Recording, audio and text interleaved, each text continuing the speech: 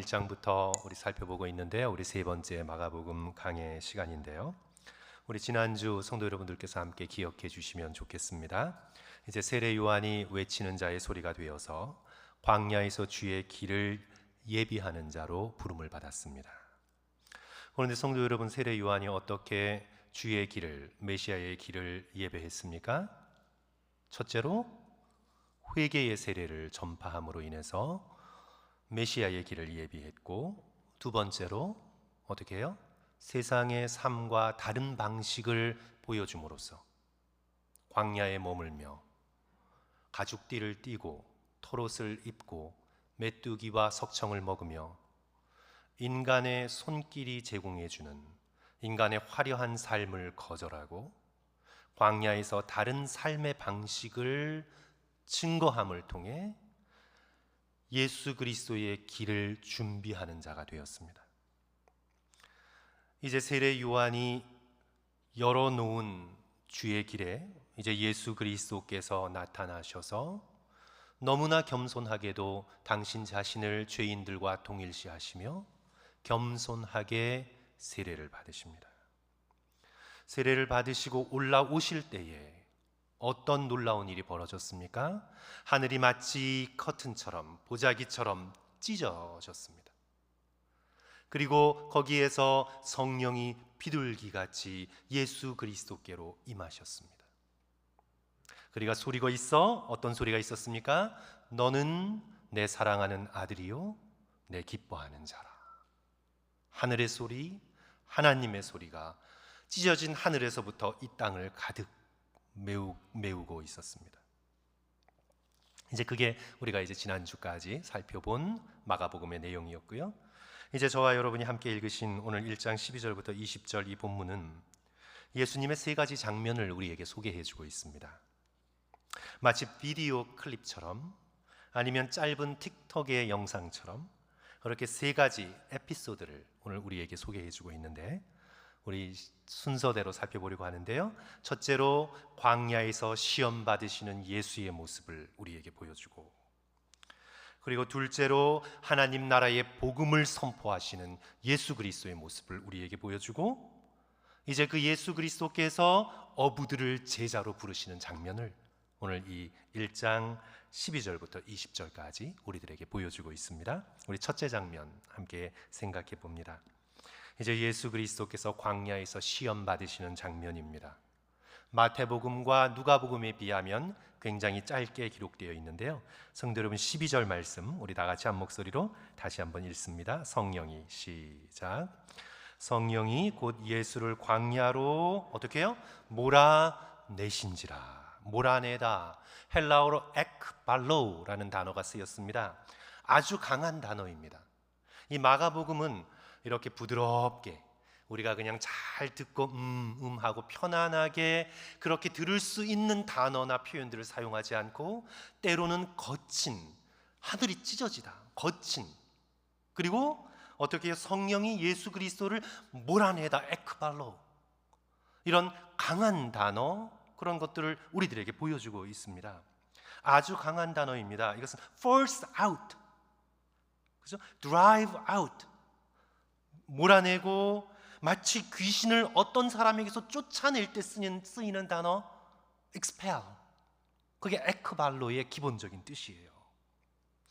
왜 성령께서 그냥 부드럽게 예수님을 이렇게 인도해 가시지 않고, 성도 여러분, 왜 예수 그리스도를 광야로 마치 쫓아내듯이 그렇게 force out, 그렇게 쫓아내셨을까요? 성령께서 왜 그렇게 하셨어야 할까요? 예수 그리스도께서 메시아의 사역을 온전히 이루시기 위하여 광야가 반드시 필요했던 것입니다. 성부 하나님에게서 물러나와 광야에서 사단에게 시험을 받으시며 그 시험을 이기심을 통해 예수께서는 하나님의 아들로 성부 하나님에 맡겨진 사역을, 특별히 고난받는 종으로서의 사역을, 이 세상과는 완전히 다른 길을 가는 고난받는 종으로서의 사역을 온전하게 이루어내시기 위해 성령께서는 예수 그리스도를 에크발로, 광야로 밀어내시고 쫓아내시고 몰아내셔서 거기서 40일 동안 사단에게 시험을 받게 허락하시는 것입니다.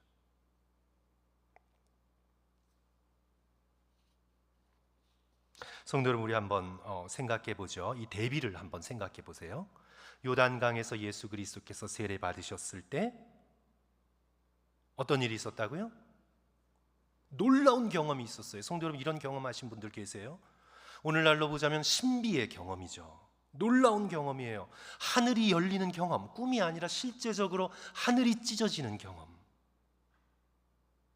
그리고 그 하늘에서 비둘기 같은 성령이 예수께 임하시는 경험. 근데 이것도요, 마가복음은 다른 마태복음과 누가복음과 다르게 훨씬 더 강하게 표현을 합니다. 마가복음은 성령이 예수 그리스도께 임할 때 다른 복음서보다 독특한 전치사를 사용하는데, 성도 여러분 10절 하반절 한번 보십시오.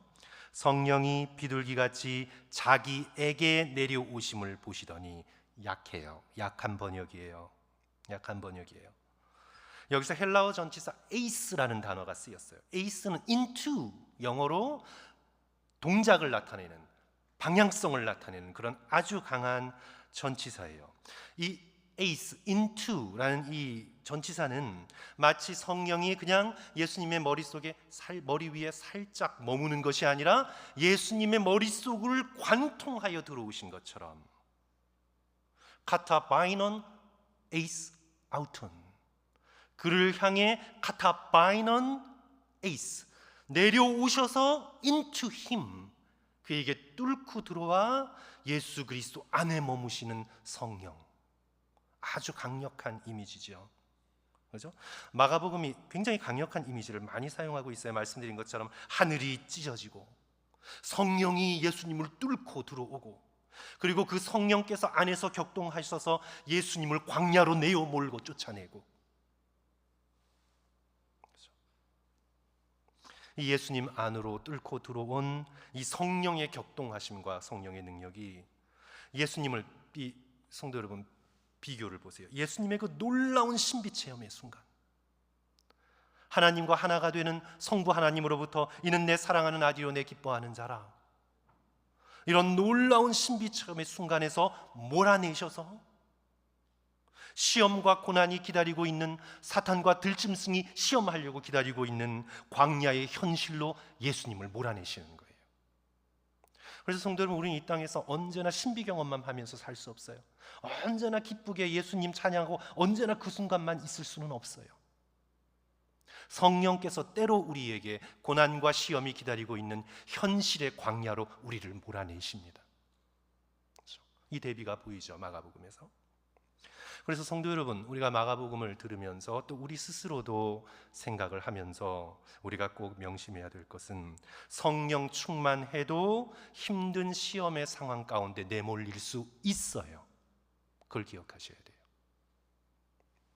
우리는 어떤 분이 갑자기 어려운 일을 만나면 기도가 좀 부족하셨나 보다, 신앙생활을 좀 잘 하지 못하셨으니 이런 일이 있었겠지, 좀 정신 차리시려나 보다, 아니면 말로 내뱉지는 않아도 뭔가 죄가 있어서, 그런 식으로 생각하려는 경향이 있어요.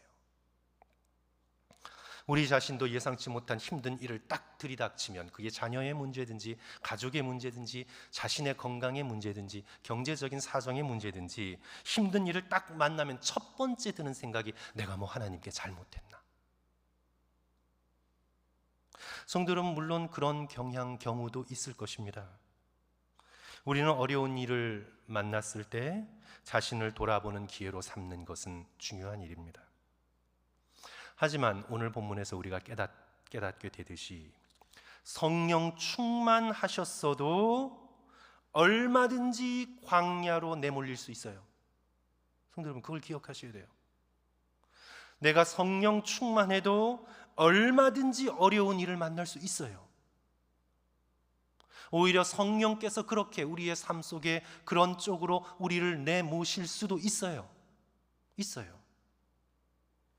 성령 충만해도 얼마든지 가정의 깨어짐의 시험을 당할 수 있고, 내가 성령 충만해도 얼마든지 자녀를 통한 시험이 너무나 힘들게 내게 다가올 수도 있고, 하나님과의 나의 관계가 완전한 것처럼 느껴지는 순간에도 얼마든지 경제적 어려움의 시험 속에 내몰릴 수 있어요.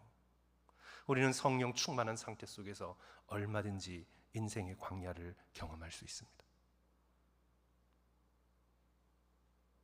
그래서 시험 가운데 있는 성도들을 보고 교만하게 판단해서는 안 됩니다. 욥의 친구들처럼 그런 어리석은 실수를 범해서는 결코 안 됩니다. 제가 옆에서 관찰한 바에 따르면 성도 여러분, 정말 신실한 목회자들, 정말 성령 충만하고 기도 많이 하시는 목회자들인데 목회가 좀처럼 풀리지 않는 많은 분들을 전 봤어요. 목회에서 고난을 겪고 어려운 시험을 통과하시며 목회의 거친 현장을 꿋꿋이 버텨내시는 분들도 봤어요. 그냥 교인들이 보시기에는 뭔가 우리 목사님은 좀 기도가 부족한 것 같다. 우리 목사님은 뭔가 좀 능력을 받으셔야 되는데 왜 큰 목사님이 되지 못하나, 이렇게 생각하실 수도 있겠는데, 그런데 성도 여러분, 제가 옆에서 저의 제한된 상황 가운데서 이렇게 관찰해 볼 때에도 정말 신실한 목사님인데 목회의 어려움과 참 시험이 많은 목사님들도 있어요. 겉만 보고 판단하셔서는 안 돼요. 그런데 성도 여러분, 이거 다른 목사님들은 듣지 않는다고 제가 믿고, 반면에 오히려 좀 교만하고 약한 사람 무시하고 좀 탐욕스럽고 목에 힘주고 다니시는 분들 중에 소위 목회에 성공하신 분들도 많아요. 많아요.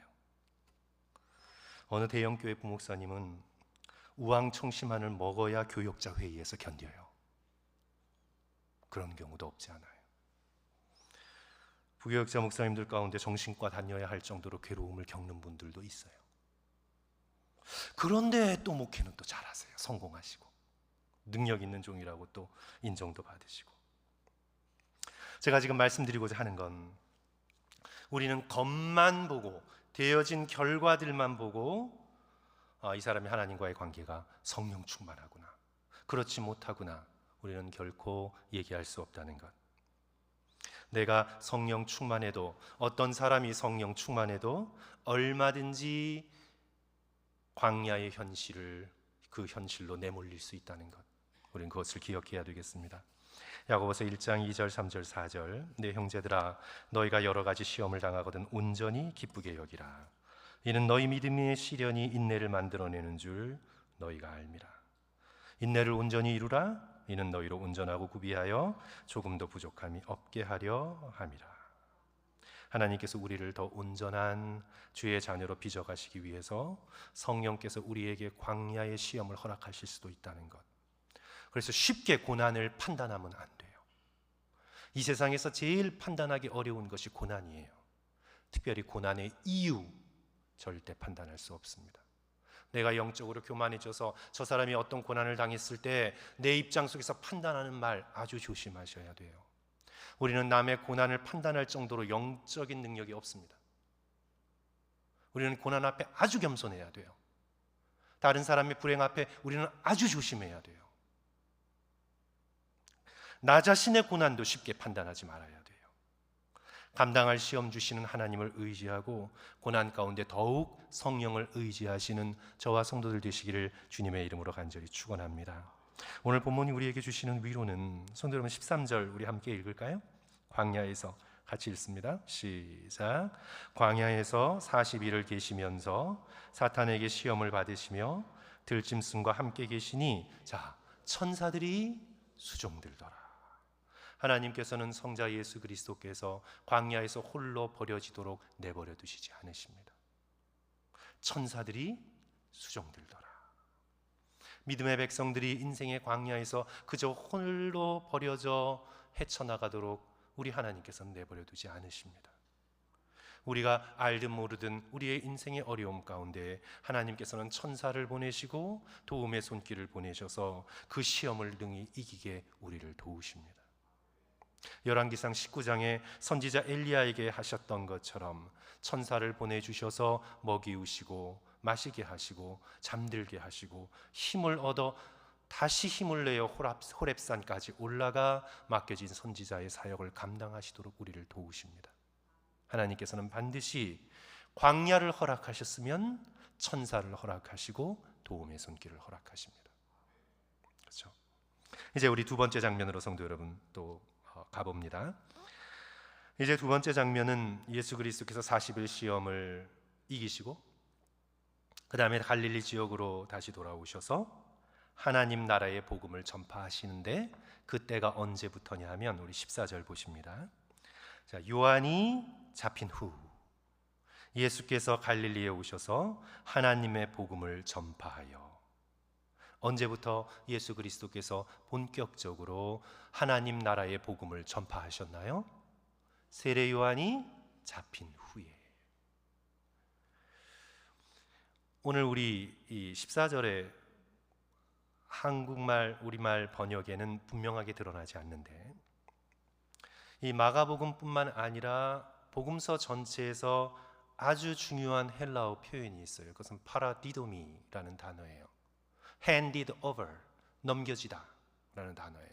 어떻게 번역됐던 간에 뭐 잡히다, 그 다음에 뭐 체포되다, 뭐 팔아버리다, 어떻게 번역되든 간에 한국말로는, 그러나 헬라어는 일관되게 표현하고 있어요. 그것은 파라디도미라는 단어예요.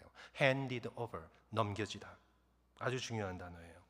오늘 여기 이제 세례 요한에게 1장에서 처음 쓰였지만 이 1장 14절에서 이 세례 요한을 향해 쓰인 이 파라디돔이 요한이 잡힌 후에, 이 단어는 바로 요한의 잡힘만을 의미하는 것이 아니라 앞으로 이루어질 예수 그리스도의 잡히시고 넘겨지시고 십자가에 못 박혀지시는 사건을 미리 보여주시는 거예요.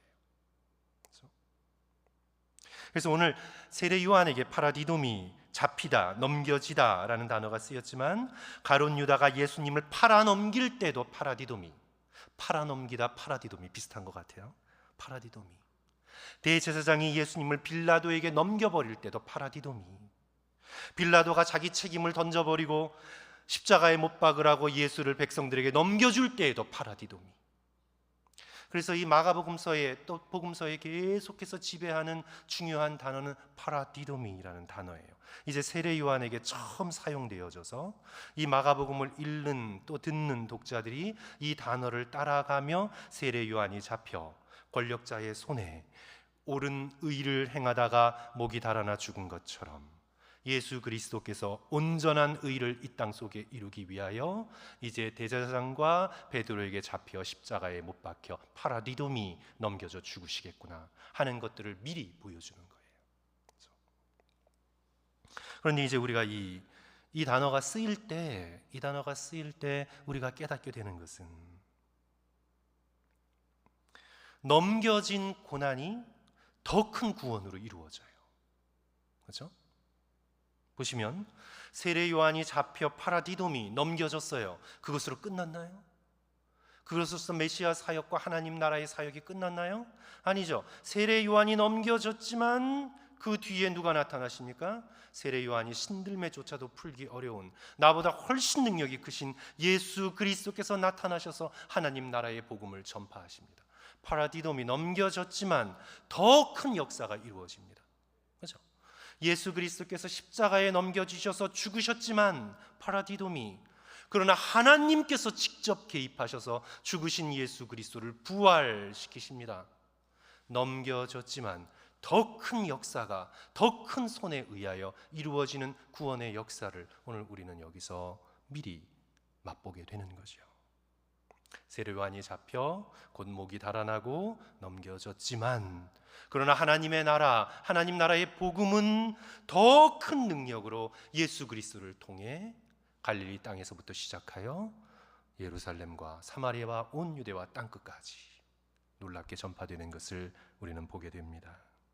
기독교 역사가 그것을 증명해요. 성도 여러분, 사단은 그저 잡아 넘기기만 하면, 눌러 가두기만 하면, 피를 흘려 죽이기만 하면 다 없앨 수 있고 컨테인할 수 있을 거라고 생각하지만 기독교의 생명력은 피를 흘리면 흘릴수록 더 번성하고 가두면 가둘수록 더 전파되고 파라디돔이 잡아 넣으면 잡아 넣을수록 더 큰 능력으로 번져나가는 이 땅의 누룩과 같은 놀라운 생명력을 가진 것이 바로 기독교의 복음의 역사다. 우리는 그것을 오늘 이 본문에서 깨닫게 됩니다. 이제 예수 그리스도께서 세례 요한의 뒤를 이어서 메시아 사역이 시작되시는데, 자, 예수 그리스도의 일성, 예수 그리스도의 첫 외침은 성도 여러분 어떤 거였나요? 이제 15절에서 예수 그리스도의 첫 외침이 등장하는데, 우리 다 같이 한 목소리로 읽습니다. 이르시되, 시작. 이르시되 때가 찼고 하나님의 나라가 가까이 왔으니 회개하고 복음을 믿으라. 예수 그리스도의 하나님 나라의 복음 선포의 내용이에요. 때가 찼고 하나님의 나라가 가까이 왔으니 이제 회개하고 복음을 믿으라. 놀라운 선포죠. 이제 때가 찼어요. 은혜의 때, 구원의 때, 구약에서부터 기다리던 때, 아니 창세기에서부터 창세기 3장 아담과 하와가 범죄했을 때 하나님께서 그들에게 주신 약속, 여자의 후손은 내 머리를 상하게 할 것이라, 사탄의 머리를 상하게 할 여인의 후손을 약속하셨는데 이제 그 때가 되었어요. 이사야 7장 14절, 보라 처녀가 잉태하여 아들을 낳을 것이요 그의 이름을 임마누엘이라 하리라. 기원전 800년경에 약속했던 하나님의 이 약속이 이제 시간이 흐르고 흘러 때가 찼어요. 약속의 성취의 때, 하나님의 약속이 역사 속에서 이루어지기 시작한 때, 이제 때가 찼어요. 그리고 하나님의 나라가 이미 가까이 왔어요. 에구스라는 단어가 쓰였어요. 하나님의 나라가 이제 이 세상을 뚫고 들어와요. 마치 거대한 유성이 지구의 대기권을 뚫고 들어오듯이 하나님의 나라가 바실레이아 트테우, 하나님의 나라가 에구스, 가까이 왔어요. 뚫고 들어왔어요. 하늘이 찢어진 것처럼 뚫고 들어왔어요. 마가복음이 굉장히 강한 단어를 많이 사용하죠. 그래서 예수 그리스도의 복음의 주제는 하나님 나라예요. 하나님 나라. 예수님께서 때가 찼고 하나님의 나라가 가까웠으니 예수 그리스도의 복음은 하나님 나라의 복음이에요. Kingdom of God, 하나님 나라. 그런데 더 정확히 표현하면 이 바실레이아라는 헬라어는 나라로 번역하면 안 돼요. 원래 그냥 나라가 아니라 왕국이라고 번역해야 돼요. 왕국. 왜냐하면 성도 여러분, 나라는 왕이 없는 나라도 있잖아요. 그렇죠? 우리 대한민국 왕이 있어요? 없어요. 없어요. 나라는 있는데 왕은 없어요. 우리나라. 그렇죠? 미국 왕이 있어요? 혹시 숨겨놓은 왕이 있나요? 없어요. 없어요. 영국 있나요? 있어요. 있는데 실권이 없어요. 그냥 연예인의 가십거리가 되고 그냥 상징적이에요. 실권은 총리한테, 국민한테 다가 있어요. 그래서 이 바실레이아는 사실은 왕국이라고 번역해야 되는데 영국과 같은, 일본과 같은 입헌 군주제가 아니라 왕이 절대 권력을 가진 나라, 그 나라예요. 왕 한마디에 살고 죽는 모든 것이 결정된 나라. 우리는 그걸 지금 독재라고 생각할지 모르지만 하나님의 나라는 하나님이 이 세상의 모든 결정권을 가지신, 주권을 가지신 나라. 그래서 원래 하나님의 나라라고 번역하는 것보다 하나님의 왕국이라고 번역하는 것이 훨씬 더 정확한 번역이에요. 그런데 저는 성도들께서 보시듯이 제가 고집이 세겠어요? 아니면 되게 플렉서블 하겠어요? 저는 굉장히 플렉서블한 사람이에요. 그렇죠? 제 아내한테 물어보세요. 아주 플렉서블한 사람이에요. 그래서 저는 용어에 있어서 막 그냥 고집 부리지 않고 하나님의 나라, 우리가 그냥 쓰는 대로 그대로 가도 괜찮을 것 같아요. 그래서 정의를 합니다. 자, 하나님의 나라란 무엇이냐? 하나님의 다스리심이 미치는 영역, 그게 하나님의 나라예요. 하나님의 주권, 하나님의 기뻐하시는 뜻, 하나님이 무엇인가를 이루고자 하시는 하나님의 기쁘신 의지, 이 모든 것들이 미치는 영역, 그것이 하나님의 나라, 바실레이아 투 테우, the kingdom of God, 하나님의 나라예요. 그런데 성도 여러분, 생각해 보면 이 세상에 하나님의 다스리심이 미치지 않는 곳은 어느 한 구석도 없어요. 우리가 아무리 하나님을 피해 화장실에 숨어도 거기에도 하나님이 함께 하세요. 우리 시편 139편의 표현이잖아요. 바다 끝에 가서 거해도 하나님이 거기 함께 하세요. 이 세상 어느 곳에, 이 우주 어느 곳에 하나님을 피해 숨을 수 있는 장소는 없어요. 모든 곳에 하나님의 다스리심이 다 미쳐요. 하늘과 땅에도, 사실은 지옥에도 하나님의 다스리심이 있어요. 왜냐하면 하나님이 허용하시니까. 그런데 성도 여러분, 이 세상의 만물 가운데 하나님의 다스리심을 거절할 수 있는 자유를 부여받은 존재가 두 종류가 있어요. 바로 천사와 인간이에요. 천사와 인간. 하나님이 강압적으로 하시려면 얼마든지 하실 수 있지만, 하나님께서 당신의 이미지 이마고 데이, 첼렘 엘로힘, 하나님의 이미지 오브 갓, 하나님의 이미지로서 우리는 창세기에서는 사람 그렇게 됐지만 천사도 역시 마찬가지예요. 천사와 인간이 자유의 의지를 가지고 하나님의 다스리심을 받을 수도 있고 거절할 수도 있는 자유가 주어졌어요. 거절할 수 있기에 하나님의 다스리심을 거절하고 내 마음의 문을 걸어 잠글 수 있어요. 하나님께서는 그 문을 부수고 들어가진 않으세요. 하나님께서는 우리를 존중하시고, 우리가 동물이 아니라 하나님의 이미지를 가진, 자유를 가진 존재로서 하나님께서는 우리를 굉장히 리스펙트해 주세요. 여러분의 자녀들도요, 자녀가 어렸을 때 문 걸어 잠그면 문 열고 들어가지만, 이제 자녀가 사춘기를 넘어가서 문 걸어 잠그면 그 다음엔 부모는 자녀를 리스펙트할 수밖에 없어요. 그게 바로 관계예요. 하나님께서 우리 인간을 그렇게 존중해 주세요. 무관심하셔서 뚫고 들어가지 않는 게 아니라 우리의 선택과 의지를 존중해 주셔서 하나님께서는 밖에서 문을 두드리고 기다리실지언정 그것을 뚫고 들어가지 않으세요.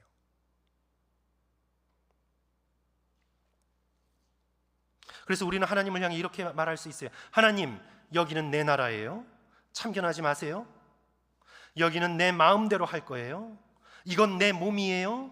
내 인생이에요. 이건 내 자녀예요. 내 가정, 내 직장이라고요. 내가 거짓말을 하던, 술수를 부리던, 죄를 짓던, 탐욕을 부리던, 이건 내 몸이니까 내가 동성연애를 하던 상관없어요. 무엇을 하던 내 마음 가는 대로 내가 할 거예요. 여기는 내 나라예요. 하나님, 참견하지 마세요. 우리는 그럴 수 있어요. 우리는 그럴 수 있어요. 그러면 하나님께서 그 영역을 다스리지 않으세요. 우리를 리스펙트 하셔서. 로마서의 표현대로, 로마서 1장의 표현대로 우리를 내버려 두세요.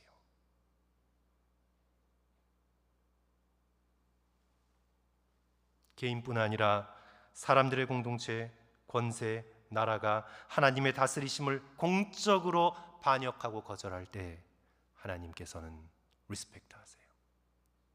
내버려 두세요. 에베소서 6장 12절, 우리의 씨름은 혈과 육을 상대하는 것이 아니요 통치자들과 권세자들과 이 어둠의 세상 주관자들과 하늘에 있는 악한 영을 상대합니다. 그러나 이제 예수 그리스도의 선포는 하나님의 다스리심이 100% 실현될 그때가 이제 다가왔다는 겁니다. 통치자들의 권세와 이 어둠의 세상 주관자들과 악한 영들을 다 몰아낼 하나님의 완전하신 나라가 가까이 왔다는 것입니다. 알곡과 가라지를 구분하여 가라지를 모두 다 한 곳으로 몰아낼 완벽한 하나님의 나라가 실현될 그 나라가 이제 시작됐다는 것입니다. 하나님의 나라가 이 세상에 충돌하고 뚫고 들어와 하늘이 찢어지기 시작했다는 것입니다. 그러니 너희들은 심판받을 이 세상의 편이 되지 말고 눈치 있는 사람들은 빨리 하나님의 나라로 전환하여 구원을 받으라. 이것이 바로 메타노이아, 회개하고 구원을 받는 예수 그리스도의 복음의 선포, 하나님 나라의 복음이죠. 그래서 오늘 이제 하나님 나라의 비유도 앞으로 계속 나올 것이고, 그래서 우리 성도들께서 기억하셔야 될 것은, 자, 예수 그리스도께서 전파하신 복음은 하나님 나라의 복음이다. 우리 성도 여러분 따라할까요? 하나님 나라의 복음. 네, 예수께서 전파하신 복음은 하나님 나라의 복음이다. 이게 바로 이제 오늘 본문의 두 번째 에피소드예요. 자, 이제 마지막, 이제 셋째 장면, 이제 이런 예수 그리스도께서 제자들을 부르십니다. 예수님께서는 홀로 사역하시는 것이 아니에요. 제자들을 부르셔서 그들의 삶에 하나님의 시효적 지배, 하나님의 나라가 그 제자들에게 임하게 하시고, 그 변화된 제자들이 이 땅에서 성령의 능력을 의지하여 하나님 나라를 확장하도록 하나님 나라의 이들을 일꾼으로 초대하세요. 그것이 바로 오늘 본문에 사람을 낚는 어부라는 표현에 나오는 겁니다. 이제 예수 그리스도께서 갈릴리 호수 해변을 지나가시다가 시몬과 안드레가 금을 던지는 걸 보세요. 말씀하시기를 17절 우리 다 같이 읽습니다. 시작. 예수께서 이르시되 나를 따라오라 내가 너희로 사람을 낚는 어부가 되게 하리라 하시니, 이제 그물로 물고기를 낚아요. 그러나 앞으로 하나님 나라의 복음으로, 그물이 아니라 하나님 나라의 그물로 이제 사람들을 낚을 것이다. 이 비유가 되게 생생하죠. 그물로 물고기를 낚으면 그물 위에 물고기가 파닥파닥 거려요. 살려고. 이제 복음의 그물로 사람을 낚으면 이 세상에서 잠깐 살다가 영원히 죽는 그런 운명으로 떨어지지 않고 하나님 나라에서 충만한 생명으로 영원히 살게 될 것이다.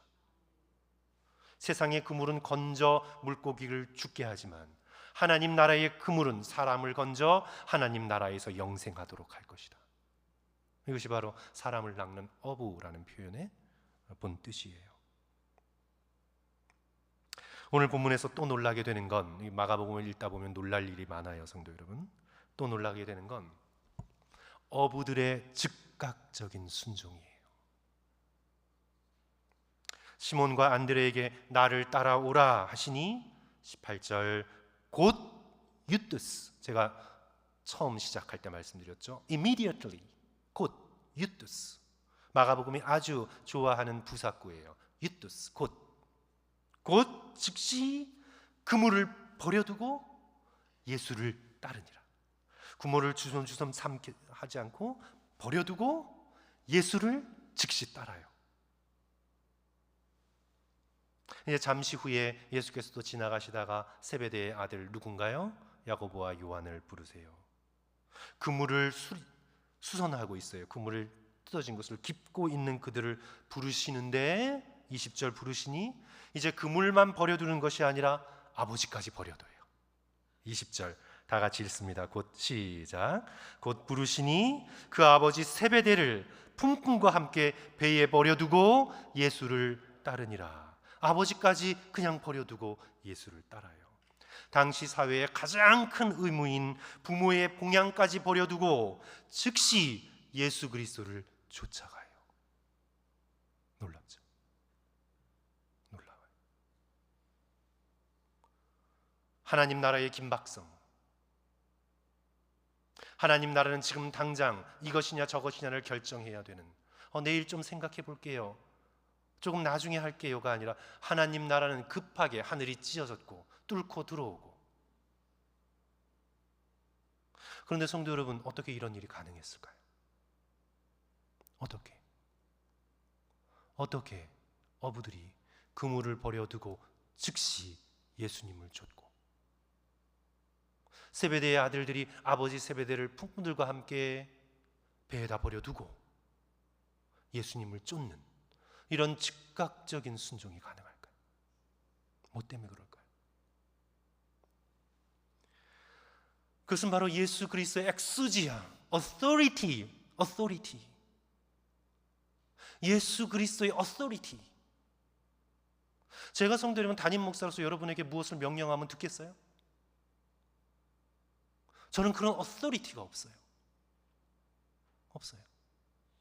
그런데 지금 제자들이 예수님의 이 명령에 즉시 따를 수 있었던 유일한 이유는 예수 그리스도의 엑스지아, authority. 예수 그리스도께서 만왕의 왕이시고 온 세상의 구주가 되시는 메시아로서 예수 그리스도가 가지고 계시는 권위, 절대 왕권을 가진 왕이 한마디 할 때 그 말은 사느냐 죽느냐예요. 노라고 할 수가 없어요. 그러면 이 나라의 백성이 아닌 거예요. 예수 그리스도께서 그들에게 향하여 가지고 계셨던 이 절대적인 권위, 이들은 예수 그리스도가 누구인지 온전히 이해하지 못한 상태에서도 예수 그리스도께서 나를 따르라라는 이 한마디에 예수 그리스도께서 미주알 고주알 자세히 설명하시고 막 안 하겠다는 사람 막 어슬려서 먹을 거 사주면서 생선 구워주면서 설득해서 간신히 끌고 오시나요? 예수님은 그 정도의 권위가 없는 분이 아니에요. 예수님 말 많이 하실 필요 없어요. 일어나 걸으라 하면 일어나 걷는 거예요. 예수님의 말씀은 authority가 있기 때문에 그 말 한마디에 바다의 풍랑도 순종하는 거예요. 우리가 예수 그리스도를 참된 예수 그리스도로 만나게 될 때 우리는 그리스도께서 우리에게 하시는 말씀을 우리는 순종할 수밖에 없어요. 우리가 예수님을 잘 알지 못해서 그렇지, 예수님이 어떤 분이신가를 깨닫고 있지 못해서 그렇지, 예수님을 진정한 왕으로 우리가 알 때 예수 그리스도께서 말씀하신 것을 순종할 수밖에 없어요.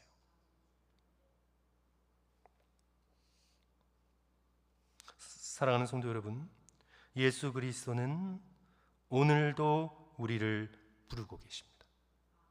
부르고 계세요.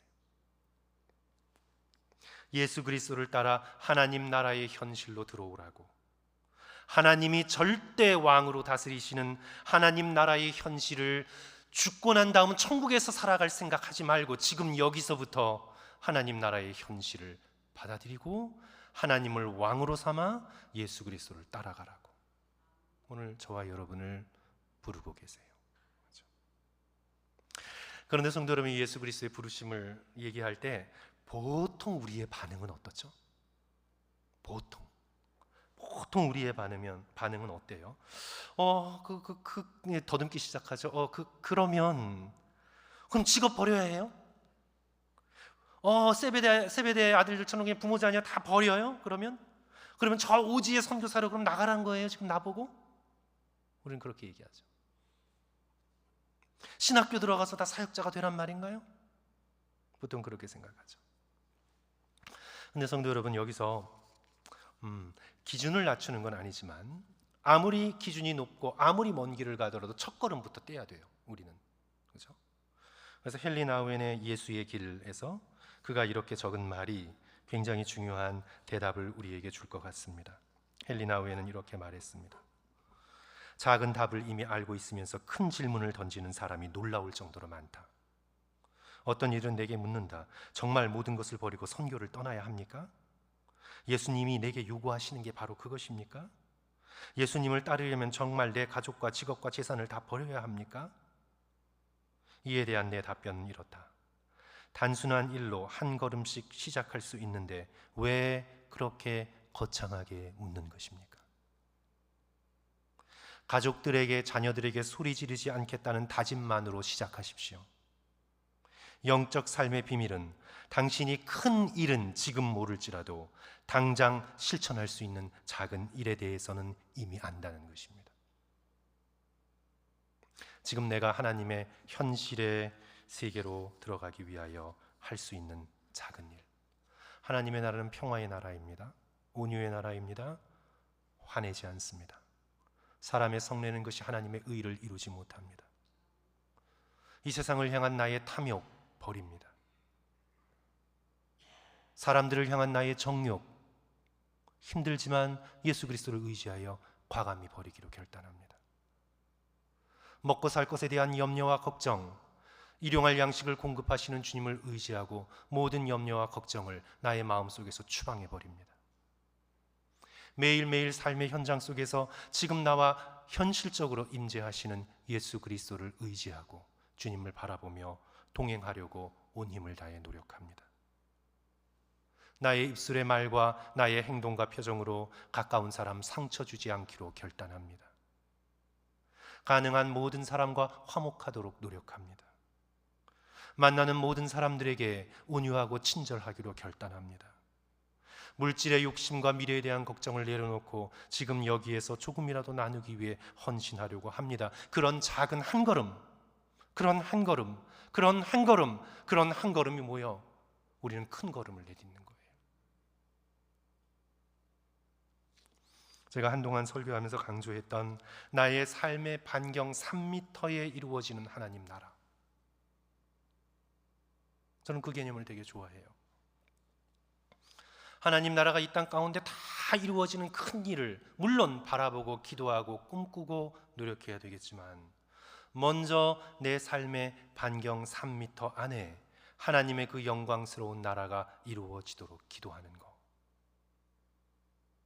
내 안에 3m, 내가 영향을 끼칠 수 있는 나의 공간, 그곳에 들어온 사람들에게 나의 표정, 나의 말, 나의 행동, 나의 섬김,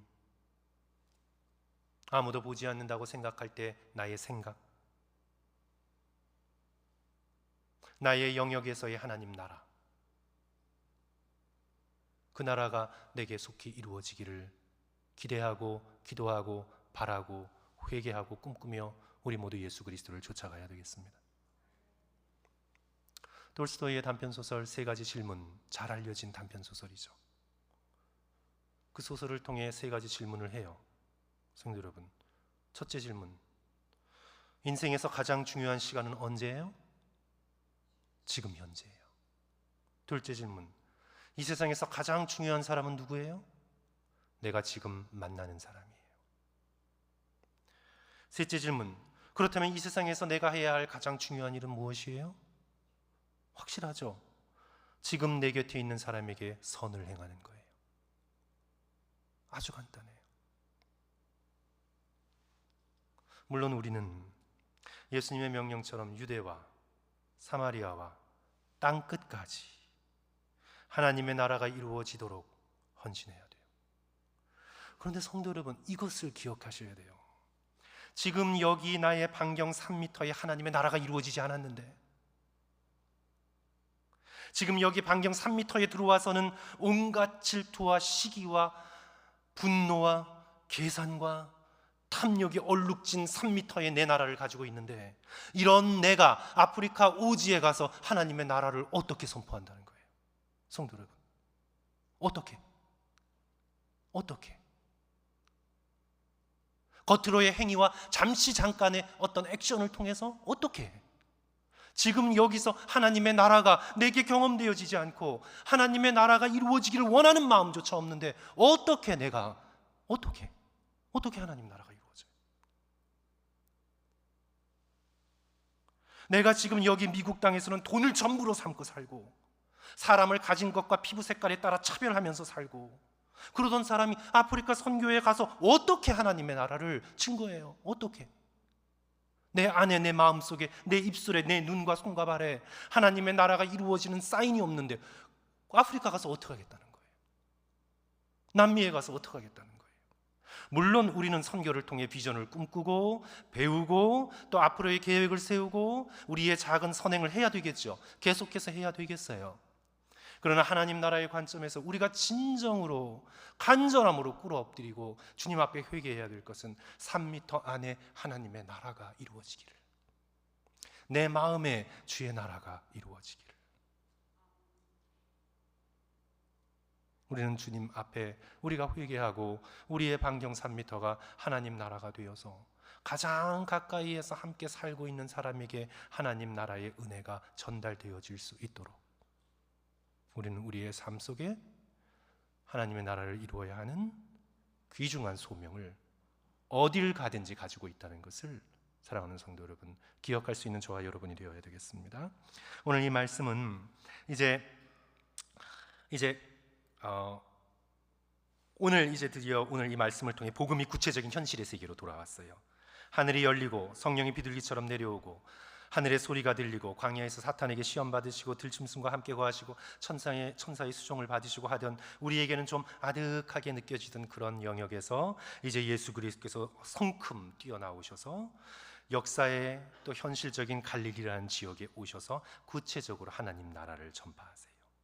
이제 우리도 구체적인 우리의 삶의 일상에서 나를 따르라는 예수 그리스도의 권위에 순종하고, 세상을 따르거나 돈을 따르거나 사람의 인정을 따르거나 잠깐의 쾌락을 따르지 않고 예수 그리스도를 따라 하나님 나라의 현실을 우리의 3m에서부터 살아나가는 그런 예수 그리스도의 참된 제자 되시기를 주님의 이름으로 간절히 축원합니다.